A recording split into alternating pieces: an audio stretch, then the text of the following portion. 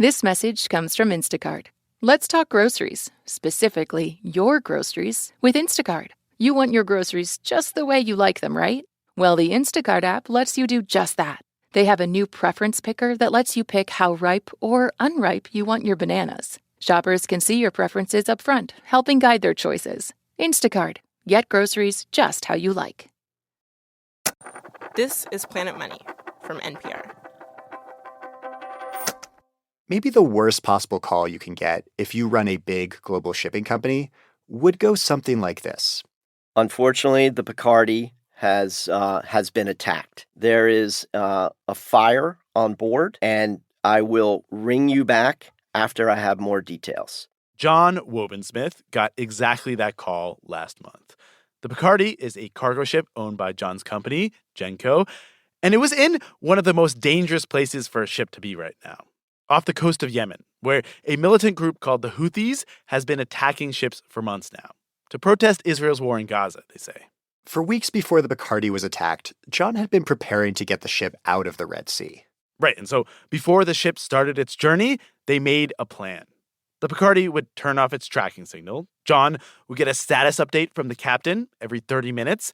They doubled their security detail to 6 ex-military people with rifles, and the crew knew if things went bad, they would head to this place on board. Apparently, it's called the Citadel. If the ship is under attack, you get in that Citadel and you lock that door. It's like a safe room. That's exactly what it is. And the other thing they did was contact the U.S. Navy. Of course they did. For a long time, there's been this global understanding that commercial ships can freely travel the seas. And the U.S. Navy has been the unofficial enforcer of that. Were they saying, we'll shoot down any missiles that get shot at you? No, they don't give any of those guarantees, that is for sure. Did they offer to give you escort? So, not in the sense of true escort, but there are hotlines. As in, if you get in trouble, call us. So the crew was ready, and John gave the go-ahead. Send the ship through. And then, he got the call. The one telling him the ship had been attacked. That's one of the longest hours I can remember that I've had, ever. There was nothing that John could do but wait for more news. His biggest worry was his crew getting taken hostage. But finally, he got the captain on the phone. The first thing I heard was the crew was safe. The second thing I heard was the fire is out. The third thing that I heard was it was minimal damage. Okay. A sigh of relief each time. A sigh of relief each time. The big one is the crew. John learns the ship had been attacked by a kind of low-grade missile, which had hit a gangway and lit the paint on fire. But the crew had managed to put the fire out and called that hotline. Pretty soon, the Indian Navy pulled up in a big warship and got the Picardy out of the area. Later that evening, the U.S. Navy fired Tomahawk missiles on what they said were Houthi missile launch sites.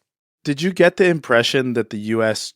did the attack in retaliation for the Houthis hitting your vessel and other vessels? I think it is it specific to our vessel? I don't know. My opinion would be yes, but I don't know that for sure. They haven't confirmed that. They haven't, they wouldn't tell us that. I think what the U.S. Navy is doing is trying to protect those shipping lanes in general. Now, John is an American, but his ship, the Picardy, it is not an American ship. It doesn't pay U.S. taxes. His crew, they're not U.S. nationals. Their cargo wasn't going to or from the U.S. And yet, the U.S. is out there shooting missiles, seemingly to make sure that John's ship and all the other ships that help drive the global economy can sail smoothly. And I guess the question is, how did it get to be like this? How did it come to be that that is a problem for the U.S. military? Hello and welcome to Planet Money. I'm Nick Fountain. And I'm Alex Mayyasi. The Houthis' attacks on ships are threatening global commerce. Something like 15% of global trade usually travels through the Red Sea. But now, much of that has been rerouted, all the way around the tip of South Africa. It's a big problem, but still, how did the safe passage of cargo ships in the Red Sea come to be a problem for the U.S. military? Today on the show, the history of an idea that centuries ago started off as a kind of abstract pipe dream and then became one of the pillars of the global economy. We call it freedom of the seas.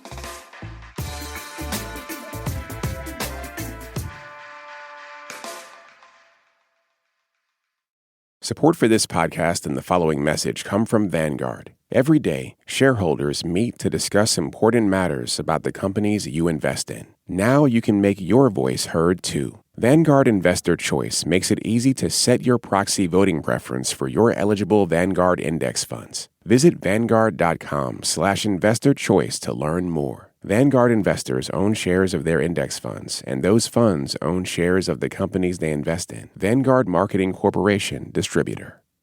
This message comes from Odoo, the all-in-one business management software platform. Whether you're a small or large business, Odoo gives you one flexible platform built to grow with you. Try today for free at odoo.com/planetmoney. The global economy today is built on maritime trade. Today, something like 80% of global trade travels on ships, travels on the open ocean. Raw materials, but also stoves and cars and fruit, and you name it. If you are buying it, it is likely to have come to you on a ship. And that just seems totally normal to us. But this free movement of ships all over the world is not the way it worked for most of history. For a long time, like centuries, freedom of the seas was just a kind of lofty idea. The phrase itself was first coined in the 1600s. This is the time when there are all these world empires, Spain and France and Portugal and Britain, and they are all going around saying things like, only we can sail there and you can't trade here. And at this time, there is this lawyer for the Dutch East India Company who's trying to argue, of course he would, that Dutch ships should be able to go everywhere, all over the world. But he makes his argument in this kind of grandiose way. He says the seas should be like the air, available to all. But the way the seas actually worked back then was chaotic. If you were a sailor, you didn't just have to worry about scurvy and big storms. You also had to worry about pirates. Who were much more organized back then than you might think. A lot of pirates were actually state-sponsored. They were called privateers. Privateers are hired by a government to attack enemy ships. They're kind of nautical mercenaries. This is historian Richard Sachs. And Richard says these privateers, when they looted a ship, they'd actually give a kickback to the government. It's mixing patriotism and profit. Richard has written a bunch about this time, and a lot about pirates. So much so that he's gotten a certain reputation as a pirate guy, but do not ask him to speak like one. I was once offered $5,000 to speak at Talk Like a Pirate Day, and I turned it down, believe it or not. So no pirate accents, please. We went to Richard because the first chapter of the story on how the U.S. winds up defending freedom of navigation on the open seas is a story Richard loves telling. It's about America's first war on foreign soil, which it turns out was about pirates. A sailor in the 1800s is most afraid, ultimately of getting captured by Barbary pirates, but he would have to be on the Mediterranean. The Barbary pirates, as Americans called them, were privateers from these powerful states in North Africa. And they'd capture American ships as they carried goods like tobacco and sugar and rum to the Mediterranean. And if you are a government at the time, the way you deal with this piracy is to strike a deal with the leaders behind the pirates. You agree to pay them a tribute. The tribute that they wanted, amazingly, was often gold and jeweled daggers. And one person talked about oil of roses to perfume the pirate's beard. They were very elaborate presents. France and Britain and many other countries were paying tribute. And after the U.S. gained independence, they had to start paying tribute too, because American ships were no longer covered by Britain's tribute. Enter President Thomas Jefferson. Who hates these tribute payments? For one, no one likes to be extorted. And also, the U.S. is a young country. It's dealing with a lot of debt from fighting that big war of independence. And these tribute payments are really expensive. Jefferson knew that America could not survive without trade. And he was pretty sure that it would be cheaper to just send a handful of ships from the small U.S. Navy to defend America's trade ships rather than paying more and more in tribute. So Jefferson dispatches a squadron to the Mediterranean. And this is a big moment for freedom of the seas. It's the American military defending trade and defending that ideal. But pretty soon, this becomes a true international and domestic crisis because Tripoli, one of the North African states, declares war. And one of the Navy ships gets captured. Thomas Jefferson had 307 American sailors, suddenly made slaves on the coast of Barbary. I mean, it was just an incredible disaster.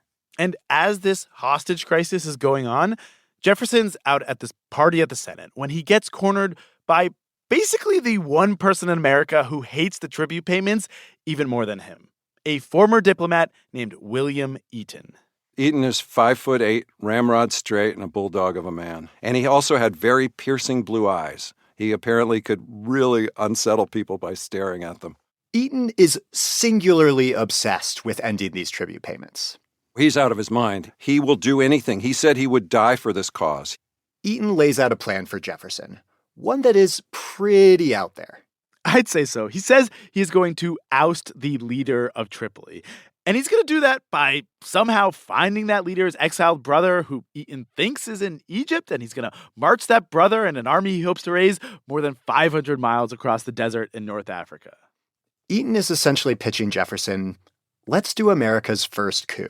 And Eaton tells Jefferson that if the coup works, not only will the installed leader of Tripoli free the U.S. sailors, he will guarantee we will never pay tribute, there will never be ransom, and he will be a friend of the United States forever. So Jefferson says, we'll try it. But you can kind of read between the lines that he did not think this plan was really going to work. Yeah, because he gives Eaton basically no money. And so when Eaton goes to North Africa, it is a very ragtag operation. He's in civilian clothes. He has no official orders for money, ammunitions, weaponry, anything. He has no commitment from the Navy to help him. And I love this detail. On the way to North Africa, he just has someone make him a uniform and tells people, hey, call me General. You know what they say, dress for the job you want. But you know what? It kind of works. Eaton doesn't go full coup, but he does find the exiled brother, stand up an army, and take the second largest city in Tripoli. And after that, the leader of Tripoli makes a deal. He releases the captured U.S. sailors for a price. When Eaton comes home, he is a war hero. He goes on this nationwide tour where everybody buys him drinks. And Eaton's, foreign policy tactic of being aggressive, of basically showing up and telling people, do not mess with American ships, that sticks. 10 years later, the Navy is bigger, and the U.S. sails back to the Barbary Coast and makes a huge show of force, and ends these tribute payments, once and for all. The lesson seems to be from the Barbary pirate era that you couldn't ultimately negotiate with them, you couldn't trick them, you couldn't con them. It finally took force to end the problem. Yeah. What the U.S. learns here is that if you want free movement on the seas, you got to be willing to enforce it. And this is like a first big step towards freedom of the seas as it exists today. Not yet freedom of navigation for all ships on the open seas, more like freedom for ships that happen to come from countries with navies powerful enough to protect them. And to help us tell this next chapter, where we went from freedom of the seas for me to freedom of the seas for all of thee, we brought in someone who has spent a lot of time on the open ocean. Jerry Hendricks, Hendrix, retired Navy captain. In his last years in the Navy, Jerry wasn't on ships. He was a captain of history. I was the director of the Naval History and Heritage Command, but I was an Echelon 2. I reported directly to the 4-star admiral. We asked Jerry to walk us through. How do we go from early American presidents fending off pirates to what we have now? A globally accepted norm of freedom of navigation, where commercial ships can go from port to port unassailed. A norm that is upheld by powerful navies and the threat of force. Jerry says most of America's wars have been about this ideal, to some extent. But a big motivation for protecting non-U.S. ships and their freedom to navigate was trade. In the late 1800s, the U.S. got really good at making stuff. And exporting that stuff, it required a free sea. We have this great industrial power that's spinning up with the Industrial Revolution here in the United States. We're making all these goods at a very cheap price. So where are we going to sell them? We have to create these trade routes, and the Navy sort of establishes them, protects them, and allows us to really expand our economy at the late 1800s and into the 1900s. The U.S. wasn't alone in this project. By that time, Britain, with its incredibly powerful navy, had already given up many of their claims on ocean territory, including key trade routes. But Jerry says it's not until after World War II, when the U.S. and British navies are kind of the only big players on the sea, that the dream of freedom of navigation truly becomes a reality. At that moment, the U.S. and Britain have enough military power to say, this is how it's going to be. And so after 1945, we in fact have a free sea where everyone can go where they want to go and trade, buy items that they can buy in large numbers at a low cost someplace and transport those in the most efficient manner, because there's nothing like shipping by ship to keep your costs down. And so essentially from 1945 going forward, we've existed in a world that's been defined by a free sea. Over time, the ability of ships to travel freely becomes essential to most countries' economies, and eventually gets codified in this big UN agreement about the seas. Though we should note, the U.S. helped craft that treaty but never ratified it. Yeah, but freedom of navigation becomes so well established, it's such a norm, that it doesn't get violated very often. And when it is, world powers step in pretty quickly. Coming up after the break, the Houthis, and why the forceful response to their attacks on commercial ships does not seem to be working.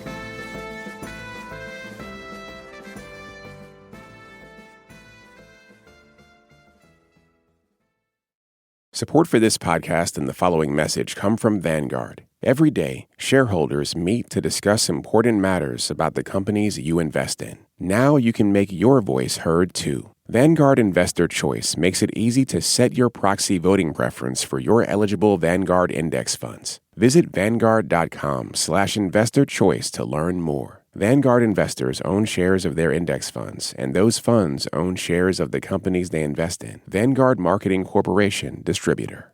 Support for NPR and the following message come from Rippling. These days, you can chat with AI about almost any business problem, but Rippling AI is designed to actually solve them. That's because Rippling AI is built on your live global workforce data, so it doesn't just uncover insights into your business, it uses them to take complex actions across your departments. Ready for AI that isn't all talk? Head to rippling.ai/money and get AI that turns insight into action. That's rippling.ai/money. Sign up today. This message comes from Odoo. Running a business shouldn't feel like surviving a software group project. Start managing your business with one unified system. Odoo is the all-in-one business management software. Try for free today at odoo.com/planetmoney. For the last 80 years, by and large, the U.S., in cooperation with other countries with big navies, has kept the world's shipping lanes free for global trade, with the threat of force and sometimes with actual force. So why does that seem to not be working right now? The U.S. and allies have been using force for a month now in Yemen, in response to the Houthis' attacks on commercial ships in and around the Red Sea. And yet, the Houthis do not seem to be slowing down. Why is that? We brought this question to Yasmin Al-Ariani, a researcher at a think tank called the Sana'a Center. I grew up in Yemen. I finished high school in Yemen, in Sana'a. Have you been to this area, like seen the container ships go by? I've been to the West Coast. The Houthis control a long section of that coastline, and it puts them right near a major choke point for shipping. In normal times when there weren't attacks on ships, a lot of the stuff that gets bought and sold all around the world has to squeeze right by Houthi territory through a very narrow waterway. So they're in a pretty unique position. But still, why is the usual threat of force and actual missile strikes not working to stop these attacks? Yasmin told us there's something else about the Houthis, apart from their significant location, that is important to know. She says they thrive in wartime. For much of the past decade, they've actually been gaining ground in a brutal civil war against a much better equipped opponent. But recently, that war has slowed down, and they felt pressure to be less like fighters and more like bureaucrats. So there were more demands from the populations under their control to provide services and do basic governance. Are they good at governance? They're not good at all at governance. Right. Not good at governance. And because of this, the Houthis were starting to face signs of growing dissent at home. And so when Hamas attacked Israel and Israel attacked Gaza, it gave the Houthis a reason to go back to what they knew: war. Plus, a big part of the Houthis' identity is supporting the Palestinian cause. That's a popular stance in Yemen, even among people who dislike the Houthis. By attacking ships, the Houthis position themselves as underdogs, fighting against big foreign powers. And I think they saw an opportunity here. An opportunity? Yes. Are they in some weird way, like, hoping that the U.S. is going to bomb them? Yeah, and the U.S. did bomb, and that was their opportunity to say, look, now the U.S. and the U.K. are bombing us, and we continue to resist U.S. imperialism and be that underdog. I mean, their position in the world has changed completely. Who knew about the Houthis a couple of months ago? It's given them a higher profile in the region and a bit more leeway at home. They've been recruiting fighters, and they've been able to raise taxes to pay them. Yasmin says as long as the war in Gaza continues, the missiles and the bombs, they are probably not going to stop the Houthi attacks or the problems they create for global trade. And a large part of that has to do with incentives, right? Freedom of navigation came about because countries around the world agreed that they would benefit from it, benefit from a modern-day economy that relies on the free movement of ships around the globe. But the Houthis, they're an outlier to all of that. They are a militant group. Their goals are different. They're not worried about retaliation from the U.S. or British navies because they're in the global spotlight and getting more support at home. And this group, which wants a fight with the world's superpowers, it just so happens they're situated right next to one of the biggest choke points in global trade.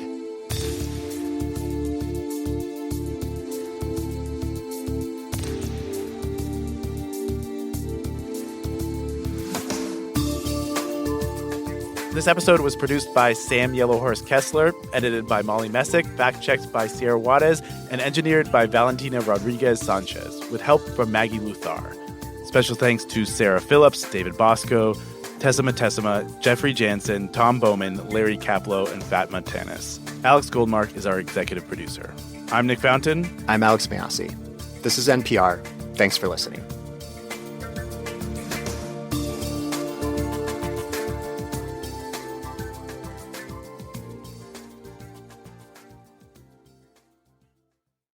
This message comes from Mint Mobile. If you're tired of spending hundreds on big wireless bills, bogus fees, and free perks, Mint Mobile is for you. Shop plans at mintmobile.com/switch. Taxes and fees extra. See Mint Mobile for details.